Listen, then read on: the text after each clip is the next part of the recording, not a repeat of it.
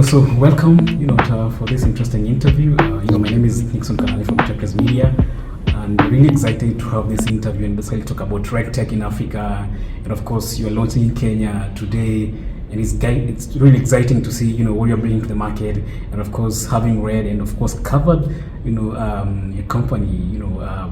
I think I did an article around your seed funding a while back. That was last year. So it's really exciting to basically see what you bring to the market. So the first starting point would be just introduce yourself and what you do at Youverify.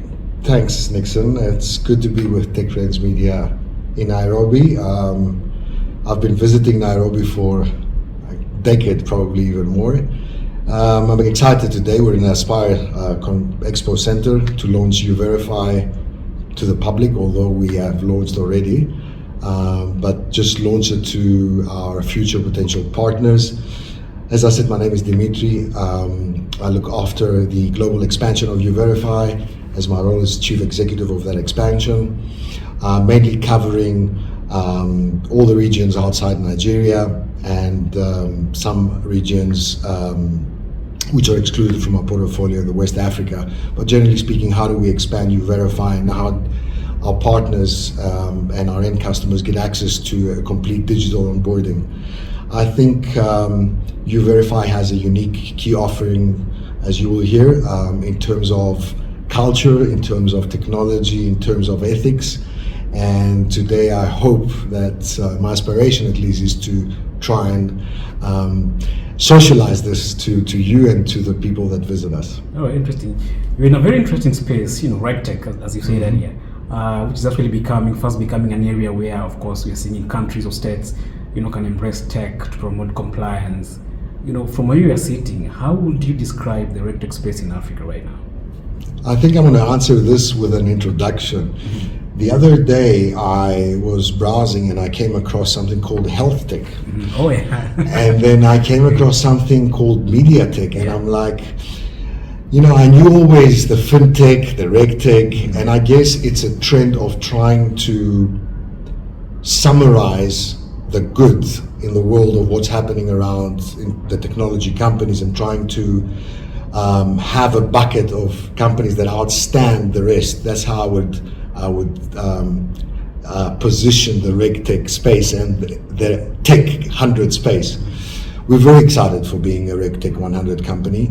Our founder, Dr. Benga, has put a tremendous effort into this, together with the whole team, to be able to become and pass all of these milestones to be a regtech 100 global company as of December 2022 for 2023.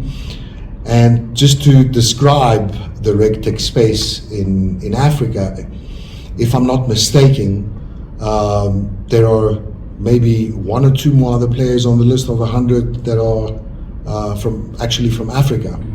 Now, there's a lot of ways that the regtech space differs in continent per continent. For example, in Europe, you'll see that mostly the regtech space is consumed by AI or some kind of validation of data, whereas in more regulated countries, and I'm saying more regulated African countries or more regulated, you will find more data verification happening. So the regtech space in Africa is something that I think is growing, but in many different directions, and those are chosen by the companies themselves.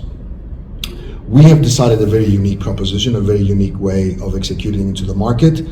We believe it's sustainable, we believe it's future-proof, and together, as our founder says, with will, we believe that we have the right path to become the biggest player in the space in terms of verification of data. And I think our numbers from customer acquisition or sales or technology use or verifications speak to themselves, as well as the backup from the investors that we have some significant names in the market. So I think the space still hasn't settled.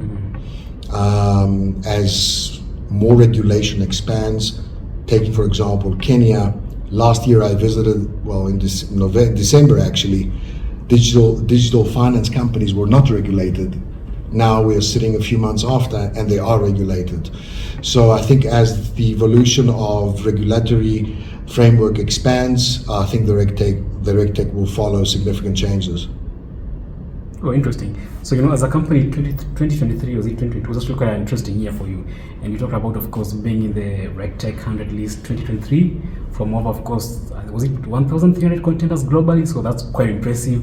What did actually you being featured in that list really mean for you as a company? I think when somebody gets a trophy, it's like the Formula One drivers. They get to the moment of celebration, which is that moment, but they actually should celebrate it every day because it's a real achievement. And I think I've tried, and Dr. Benga has also tried, and Exco has tried to market this internally because that's where it starts, right? Sales or product starts from the reception, starts from the cleaning lady. From the parking, and we should celebrate more. But what it means to us, it means a tremendous achievement of achieving certain thresholds, certain KPIs to be able to be on that list, featured, and gain the trust of larger clients and databases that might have heard of us, but now would actually say, okay, I have a second thought, I'm going to see them. And I think to the level of attrition of our customers, if you see, it speaks to itself. They come and they stay. So for us, it's more like a color of our flag, and we hope to bring many other awards. I think we've won a technology award in the past. We are also ISO certified. We follow every regulation in the countries of operation. So it's a great achievement, and for the team of 70 Youverify people. Oh, you're a team of 70, that's quite a big number. It's a team that grew over the last 6 months significantly. Oh, interesting. And I think expanding to other markets, I think has always been one of the, let me put it as the top priorities. And now you're coming to Kenya, why is Kenya a very important market for you? So there's a few things, right? Our execution into a market of interest, I think for us speaks from data. We like Kenya, we love South Africa, we love Tanzania, we love Uganda. The choice that we make to proceed into a market is we choose when our customers choose us, we choose a partnership. We don't choose a customer vendor supplier relationship. We follow our customers as a principle through expansion. Of course, it's data backed. Of course, we do our due diligence. And just a bit of a caveat to Kenya. Kenya today will see a launch of, in reality, the first regtech company that will be able to provide in real time every single data point of KYC and KYB to the public, to businesses, and onboard the merchants or onboard an employee in real time with back-end verification. So that importance was missing from Kenya, and there are a lot of companies that are doing bits and pieces. Also, Kenya has probably, I would compare it to Nigeria and maybe even head to head about who is growing in the digital asset finance space as startups. Today I have Masongo who's the CTO and co-founder of MarketForce. We're talking about $100 million plus startup, which is not a startup anymore, 350 employees. And I chose him because obviously he's a friend and a customer, but it's a dynamic that in Kenya exists of how many digital companies exist to make people's lives easier, because that's the essence of a startup. Move fast and make somebody else's life easier, right? Yeah, true. I mean, it's glad to hear you talk about, you working with, of course, startups from, across Africa. So maybe just take us through some of your product offerings. Of course, some that we are, of course, looking forward to, making them available in the Kenyan market. Sure. Our evolution of products is around what is the requirement to onboard an end customer, an end merchant. So the evolution of our services and offerings evolved through that. What I'm trying to say is, without any corporate lingo, is that if you take a merchant and he has to be onboarded at Market Force or at Lipa Later, or a customer at Asante or something like that, that merchant needs to go through a validation, the verification of certain requirements. The onboarding process is what we offer to our clients. And that includes a number of things, from ID verification, from sanctions to politically exposed people, anti-money laundering, Interpol lists. Even we have a sentiment score of doing business. It's something we launched a couple of weeks ago called Adverse Media. It actually provides a sweep through the internet of categorizing, classifying articles around that social impact or news, negative or positive, and gives you a sentiment analysis which will be able to provide to our customer an ease of doing business or not, a review or not. Our products are mainly around KYC, know your customer, KYB, know your business, KYE, know your employee. We are launching something very, I would say, world's number one, if I may say, which will be university certifications or other certifications, and transaction monitoring. So the ecosystem of being compliant.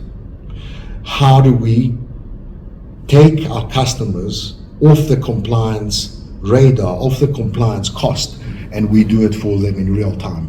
How do we onboard their customers? So that's the hierarchy of things with the product offerings under that umbrella. Well, interesting. So, of course, other than startups, which other, companies or which other actually fields or industry are you, looking to work with? So that's an interesting question.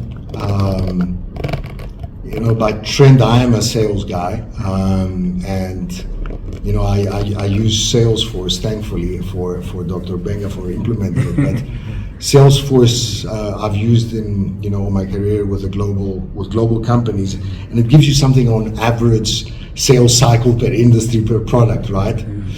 And we usually look into that as it takes less time to get a revenue for us, of course. But in reality, our end customer would benefit from bringing a digital experience because they will benefit from earlier revenue themselves. So now, going to a bank can be difficult, and that's why fintechs or startups in that space are easier to acquire or to partner with. The majority of the industries that we're looking at is fintechs, regtechs. We have a lot of customers which are competitors, but they acquire data from us and services. The e-hailing type of businesses and anything that has to do with logistics and delivery. And recently we have started to target, well, actually it's come through inbound sales, rather not target, the wrong word, is in the space of health, where hospitals or medical aids need to actually understand why this person is going to be hospitalized, and they would have to do some kind of background check. So those are the main industries, without, of course, excluding anybody, because the same principles apply to everyone. And from that perspective, KYC is KYC, KYB is KYB. So that is one of the beauties as well about the business, that there's not many differentiations because you're just going to another industry. But we're here for everyone. It's just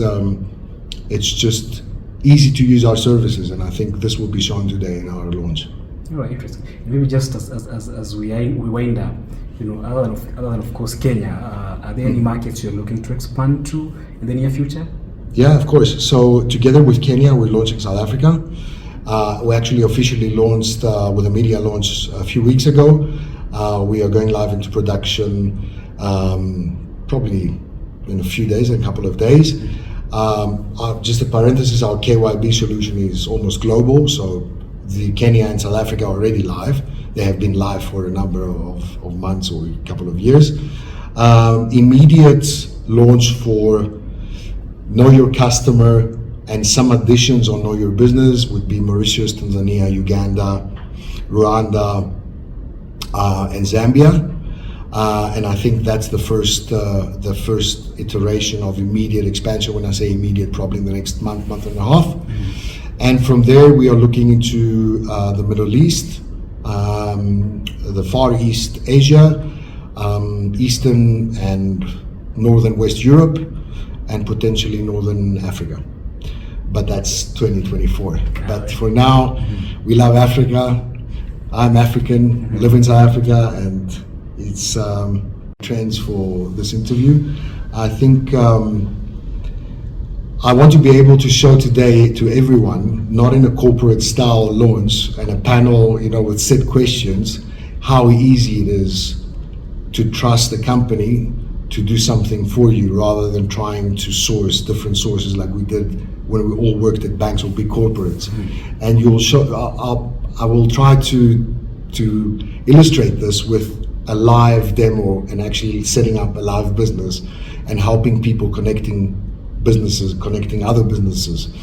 And that's our vision. We want, and our founder says that we want to connect every business in Africa in the simplest manner, save them time, reduce fines, reduce the risk of doing business.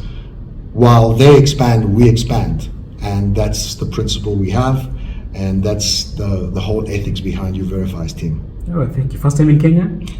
106.